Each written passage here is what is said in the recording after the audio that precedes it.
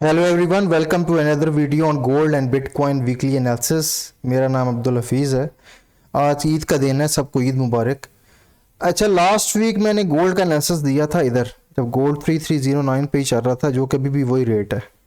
और मैंने कहा था कि मुझे लग रहा है कि गोल्ड यहाँ से गिरेगा और 3055 पे आएगा।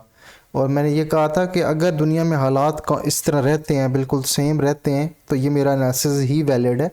और मैं इसको नीचे देख रहा हूँ, ऊपर के चांसेस लिमिटेड हैं। हुआ क्या, मैंने एनालिसिस पोस्ट किया और अगले ही दिन, एक दो दिन के अंदर जो है ना, यूक्रेन ने रशिया पे मैसिव अटैक कर दिया। और उस अटैक के बाद गोल्ड ओपन होता है और गोल्ड ओपन होके अपना हाई ब्रेक करता है और वहाँ से डबल हाई करके फिर नीचे आ रहा है। अच्छा, होता क्या है, जब इस तरह की न्यूज़ होती है, स्पेशली वॉर सिचुएशन, उसके अंदर ज़ाहिर बात है प्रीवियस जो कन्फिग्रेशन है गोल्ड की, वो वैलिड नहीं रहती।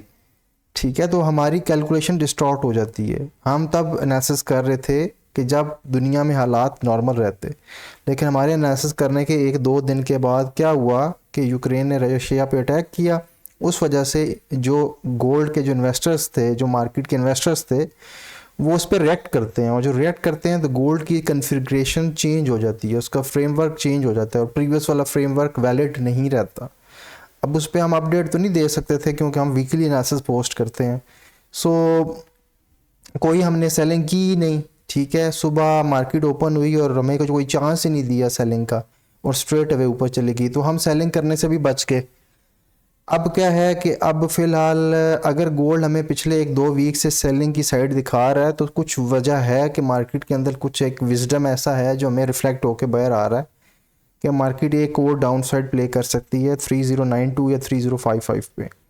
अब होता क्या है कि जब मार्केट प्रिपेयर होती है डाउन साइड के लिए, दुनिया में कुछ हो जाता है और उसको एडजस्ट करने के चक्करों में गोल्ड रिकन्फिगर होता है और फिर रीएडजस्ट होकर दोबारा नीचे आता है। वही अभी हो रहा है। अब ये है कि पहले हमारा जो व्यू था वो ये था कि हम एक डबल जिगजैग के अंदर हैं, और पहली वेव ए, उसके बाद एक ट्राइंगल बी, और उसके बाद सी। इसके बाद मैंने इसको एक्स में डाला, फिर इसमें ए डाला और ये बी ले रहा था। लेकिन जिस तरह ये बी इतनी इतनी ज़्यादा हाई लोज क्रिएट कर रहा है, ये बी के लिए क्वालिफाई नहीं कर रहा, रैदर देन ये एक्स के लिए क्वालिफाई कर रहा है। सो मैं अब क्या करता हूँ, मैं थोड़ा सा अपनी जो फील्डिंग है उसको चेंज करता हूँ इलियट वेव की। अकाउंटिंग को मैं फील्डिंग भी कहता हूँ क्योंकि ये टेंटेटिव इन नेचर होता है। सो ए बी सी, इसको हम एक्स ले लेते हैं, फिर दोबारा ए बी सी प्रिंट हुई, उसके बाद दोबारा एक एक्स स्ट्रक्चर ऊपर जा रहा है। ये मैंने वी इसलिए नहीं लिया क्योंकि ये बहुत ज़्यादा एनलार्ज हो गया है। ठीक है, प्रीवियस बी देखें तो वो बहुत ज़्यादा छोटी सी ट्राइंगल है, ये बहुत एनलार्ज हो गया है। सो इसको मैं एक्स में ही डालूंगा। अब क्वेश्चन ये है कि ये एक्स कंप्लीट हो गया है, ये होना है। अगर हम देखें कि ये ए बी सी और X A B C smaller scalar का डबल जिगजैग अगर हम क्रिएट करें तो इसकी एक और हाई रहती है। लेकिन अगर गोल्ड मंडे को ओपन होते साथ 150 से 200 पे गिर गया तो ये काउंटिंग ख़त्म हो जाएगी, ये वाली डबल जिगजैग वाली। इसका मतलब है कि ये ए बी सी प्रिंट कर चुका है। ठीक है, इसमें ए यहाँ कंप्लीट हुई है और ए वाली, और बी और सी, और यहाँ ये एक्स लगा चुका है। तो ये जो स्ट्रक्चर है ये डबल जिगजैग की बजाय अब ट्रिपल जिगजैग एक्सपेक्टेड है, क्योंकि इसके अंदर दो सेपरेटर लग चुके हैं, एक्स और एक्स। तो इसको लोग normally W X Y X Z मतलब इस तरह लेते हैं, W X Y X Z. ठीक है, तो मैं ज़रा एक्स डब्ल्यू और वाई नहीं प्लेस करता, मैं सिंपल एक्स रखता हूँ। तो इधर दो एक्स के सेपरेटर लगेंगे, उसके बाद ए बी सी का एक स्ट्रक्चर नीचे आएगा। सो अगर तो यहाँ से गोल्ड मंडे को जंप कर जाता है तो फिर ये अपना हाई लगा के दोबारा नीचे आएगा। ठीक है, अगर ये यहीं से ही 150 पिप नीचे चला जाता है, 100 150 पिप थोड़ा सा भी नीचे चला जाता है, तो ये ऊपर का मूव ख़त्म कर देगा और ये नीचे एक्सपेक्टेड है, और ये नीचे ए बी सी प्रिंट करेगा और ये 3055 या 3092 पे जाएगा। अब ये 3055 पे मैं क्यों ला रहा हूँ, क्योंकि मेरे जो बड़ा टाइम फ्रेम है मुझे इधर लेके आ रहा है। ठीक है, तो सम हाउ करेक्शन ने अपने आप को 3055 पे एटलीस्ट लाना है, शायद उससे भी नीचे ले जाए। सो 3055 इसका मिड पॉइंट शायद बन रहा हो, 3019 और 3092 के मिड पॉइंट पे 3055 या 3050 बन रहा हो। मिड पॉइंट भी वैलिड होता है। ठीक है, तो गोल्ड मुझे वीक लग रहा है। अगर गोल्ड थोड़ा सा भी गिरता है मंडे को यहाँ से, तो ये वैलिड कर देगा, कंफर्म कर देगा कि गोल्ड वीक है और गोल्ड अब नीचे की साइड को प्ले करेगा। सो मैं गोल्ड में बीरिश हूँ और अगर गोल्ड ओपन होते साथ गैप ऊपर देता है और ऊपर चला जाता है तो फिर मैं ऊपर की हाई ब्रेक होते हुए इसको सेल करूँगा। ठीक है, मैं फ़िलहाल इसकी बाइंग साइड को थोड़ा लिमिटेड ही देख रहा हूँ क्योंकि इसके अंदर बड़ी इनवैलिडेशनें आई हुई हैं, स्पेशली ये जो इसने 1 2 और फिर 3 और फिर 4 इनवैलिडेट कर दी है। तो ये बजाय एक्सटेंशन कॉल करने के ये एक करेक्शन की पार्ट हो सकता है, तो इसको हम करेक्शन में डालेंगे। सो आया ये ए बी सी एक्स, फिर ए और ये बी अभी लग रहा है और फिर सी एकदम ऊपर आना चाहिए, आता है या नहीं आता? अगर ये सी ऊपर नहीं आता, ये डायरेक्टली नीचे आ जाता है, तो ये फिर सी नहीं है, ये फिर सिंपली और ए है और बी है और सी है। मतलब ये 150 पॉइंट नीचे आता तो मेरा ये जो अल्टरनेटिव काउंट है ए बी सी ये कंप्लीट हो जाएगा और एक्स लग जाएगा। इसके बाद ये 1 2 3 4 5 लगाएगा, फिर बी लगाएगा, फिर सी लगा के नीचे आएगा। शॉर्ट बात करता हूँ, इतनी कॉम्प्लेक्स बात नहीं करता। मैं गोल्ड को वीक देख रहा हूँ, थोड़ा सा 150 पॉइंट और गिर गया, ये इसको कंफर्म कर देगा।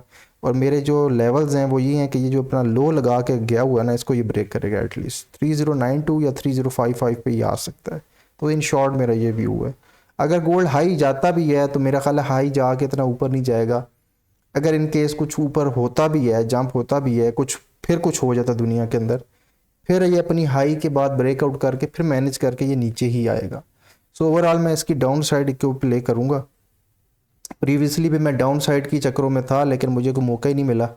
ठीक है, वो गैप के साथ ओपन हुई और सुबह सुबह ऑकवर्ड टाइम के अंदर ये ऊपर पहुंच गया। तो उधर तो मुझे मौका नहीं मिला, तो बच गए। लेकिन ये है कि अभी मैं इसकी सेलिंग साइड प्ले करूँगा। ऑलरेडी मैंने ऊपर से थोड़ा बहुत सेलिंग की है, थोड़े से प्रॉफिट किए हैं।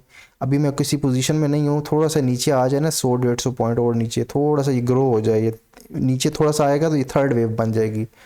तो इससे मुझे कंफर्म हो जाएगा कि ये जो सीक्वेंस है ये नीचे की तरफ दोबारा एक राउंड लगाने जा रहा है ABC का, और एक्सपेक्टेड है जिगजैग ही हो, फ्लैट के चांसेस कम है। तो लेट्स सी, नीचे की तरफ देखते हैं इसको। 3092 और 3055 इसका लेवल है। 3250 से नीचे आता तो ये इसको कंफर्म कर देता है कि ये नीचे की ही तरफ आना है इसने।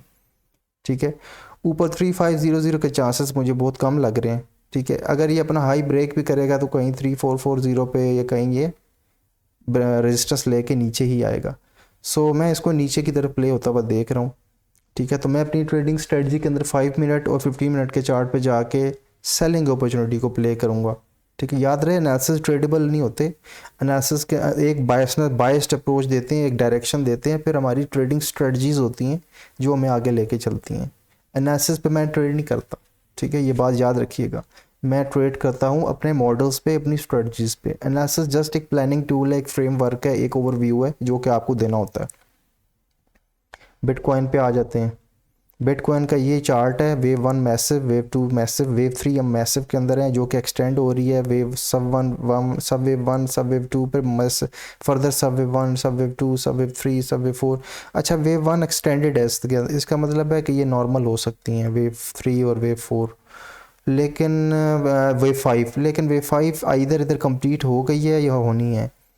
तो इतनी इमेच्योर वेव 5 मैंने बहुत कम देखी है, तो शायद ये दोबारा नीचे आके ना एक और जंप ले। तो मैं बिटकॉइन को अभी 126 या 140 के पे जाता हुआ देख रहा हूँ। इनफैक्ट 158 पे भी जाता देख रहा हूँ, 158 के।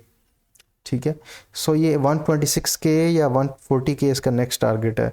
अभी इसको बाय नहीं करना चाहिए बिटकॉइन को, थोड़ा ये नीचे आएगा। मैं अगर अगले चार्ट पे आऊँ, ये छोटा टाइम फ्रेम है 4H का, तो ये अपनी 5 वेव की सीक्वेंस कंप्लीट कर चुका है। 1 2, फिर सब वेव 1 सब वेव 2 सब वेव 3 ट्राइंगल 4, फिर 5 3 इधर लगी, फिर 4 इधर लगी, फिर इसने परफेक्टली चैनल बनाया और चैनल के ऊपर इसने वेव 5 प्रिंट की जो कि इटसेल्फ 5 वेव्स के अंदर थी।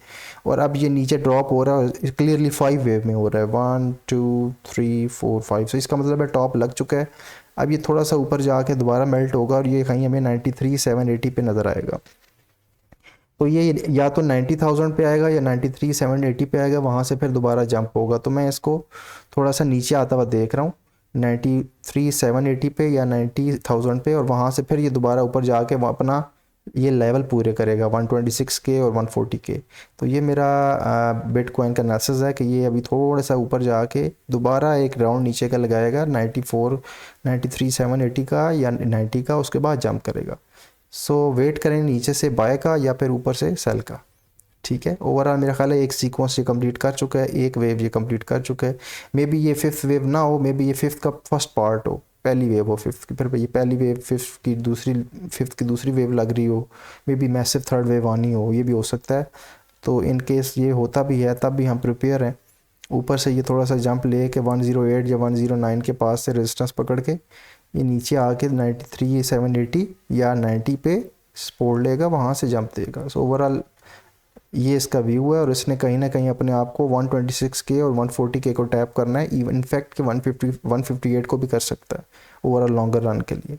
सो ये मेरा क्लियर कट व्यू है बिटकॉइन और गोल्ड का। Thank you very much.